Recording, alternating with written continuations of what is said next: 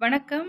அ இது என் வாழ்க்கையில நடந்த ஒரு ஒரு விஷயம். நான் ஒரு 6த் படிக்கும்பொழுது பார்த்தீங்கன்னா, எங்க அப்பாட்ட எங்க அம்மா கையில பணம் குடுத்து பொங்கலுக்கு தேவையானதும், பிள்ளைங்களுக்கு தேவையானதும் வாங்கிட்டு வாங்கன்னு சொன்னாங்க. ஆனா எங்க அப்பா வந்து அந்த பணத்துக்கு ஏத்த பொருள் வாங்கிட்டு வரல. அப்ப எங்க அம்மா கேட்டாங்க, "பிள்ளைங்க ஏமாந்துற மாட்டாங்களா? வாங்கிட்டு வர சொன்னதெல்லாம் எங்கன்னு?" கேட்கும்பொழுது, பாவம் குமாரி, அந்த அண்ணன் வந்து காசு இல்லாத பொங்கலுக்கு ஒண்ணும் வாங்காம, பிள்ளைங்க வீட்ல ஏமாந்துரும், என்ன பண்றதுன்னு தெரியலன்னு சொல்லி புலம்பிட்டு இருந்தாரு. அவரு வீட்டுக்கும் தேவையானத கொஞ்சம் வாங்கி குடுத்தேன்."